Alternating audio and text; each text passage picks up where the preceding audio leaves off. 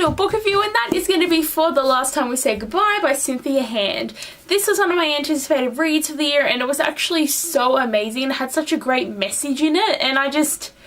oh my god, I loved it so much, and it makes you feel a lot. Like, this book is quite sad, and when you get these contemporary books like this that have such a sad like plot and premise, it just really makes you think and reevaluate your own life and the aspects that you have, how you think and feel, and just like makes you, like, for me, it makes me look at everything a lot more seriously, and it happens a lot with some of the contemporaries that I've been reading, and it just helps you have like a better outlook on life. And this book was just written so well, and what I like about it too is, like, with the cover, this is a very important part of the book, but when you haven't read it, you would probably be looking at this and thinking it's not very memorable, not much is going on, but it's a really, like, this book is just so special in the inside that, like, everyone needs to read this. Like, I will not tell you enough that you all need to, like, check this book out. There's not going to be any spoilers in my book review because you don't want to know anything, guys. This is just going to be a bit of a video about some of my thoughts and a bit about what the book is about, so it's going to be a kind of, please read this book because I really want you to kind of video, you know what I mean, you know? But yeah, so this book is about a girl named Lex, and she's 18 and she's getting ready to go to college. She has a boyfriend, she has a lot of best friends, she's going through life, she wants to be a mathematician, she's really good at it, and she's got a family happening that she's really excited about, and she's got everything that she wants. But then one night her younger brother Ty commits suicide, and this book starts 2 months after this event happened, and Lex just doesn't know how to cope. It's just, this book is a lot about her struggles going through life and thinking about how she will go to college and how she's pushed away her boyfriend and her friends and she doesn't want to be with anyone, and how her mother has taken up drinking and just doesn't feel like she exists anymore now that her child is dead. This book also has a lot of impact on, like, what Ty wanted and what he was thinking when it was happening and, like, why it would happen, and it's just very evolved with, like, Lex wanting to know why. And another thing that's with Lex is she has a secret that on the night that Ty committed suicide, she got a text message from him that she hasn't told anyone about.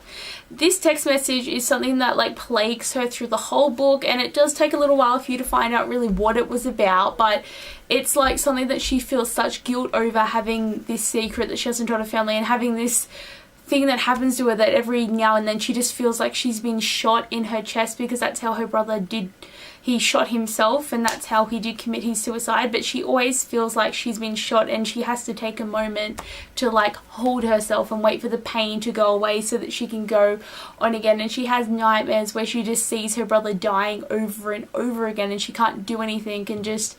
she can't, like, think about anything anymore, and it's just, she doesn't feel like she's existing anymore, and it's really sad how much she has to go through. Like, she goes to therapy and she starts writing a journal, and every couple of chapters you have, like, a journal entry that talks about moments of her life with Ty, and it was really interesting being able to see, like, how she feels and how, like, evolves and progresses through the book. And I really like that fact, and just how she still wanted to try and get into college and just do everything that she wanted to do, and having these plans put in front of her that she originally wanted, but that was prior to her brother dying. And he actually died 5 days before Christmas, and they were having to celebrate, but it wasn't really like a celebration, like everyone around them celebrating, and it's just so sad how they had to go through so much just for this one event that happened, and just the fact that her brother was 16 too, and it's just, like, so sad. And, like, another thing that's, like, interesting about this book is the author Cynthia Hand, her brother committed suicide in 1999 when she was younger, and she wrote this book not as, like, a complete story of how it went down, but the only thing that it has in common with her real life is the fact that Ty committed suicide and her brother committed suicide. Cynthia Hand isn't Lex, like,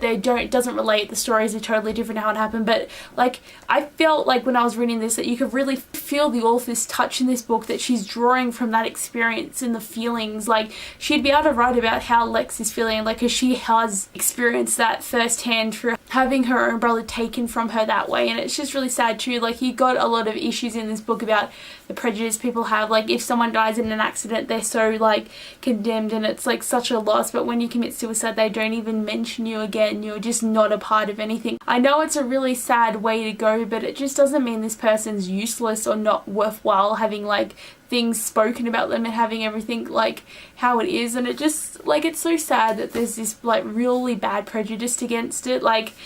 I know it is a crime to commit murder on yourself, but you can't really, you know, have it condemned if you die. And it's just, it was a very sad book, but I think it did a lot of good job showing the emotions and how it can evolve to the pain not being as bad. Like, when someone dies in your life, the saying is true that it will get better over time. Like, you're still always going to feel this pain of having lost this person, but it's not that you'll always feel as bad as you did that first day. Like, I know that a lot of people still do experience it and have a lot of pain. Like, it varies for different people, but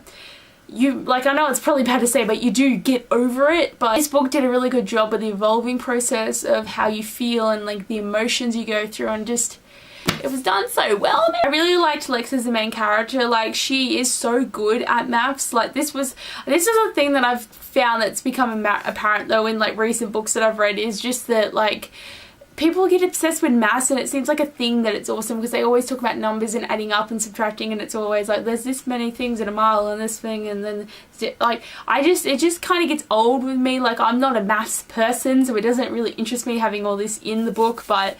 like, I go with it because it's like you're reading and it's, you have to read it. But that's the only, like, thing that I really didn't like with this book, was just all the maths talk. But other than that, I really did like Lex. Like, she just made such a great character, and the way she describes things is really cool. And I really like Simon, who was her, like,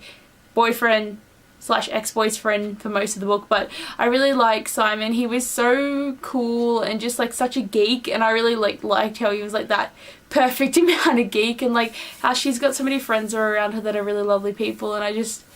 really love that. And also, there is talk that this book is sort of science fiction-y because there's sort of a ghost thing going on in it, but I feel like this is just more of, like, a coping mechanism for the main character in this book. But when you read it, you'll have to really, like, tell me if you feel it is supernatural or not, because if it is, it's only, like, this little smidge of supernatural in it. But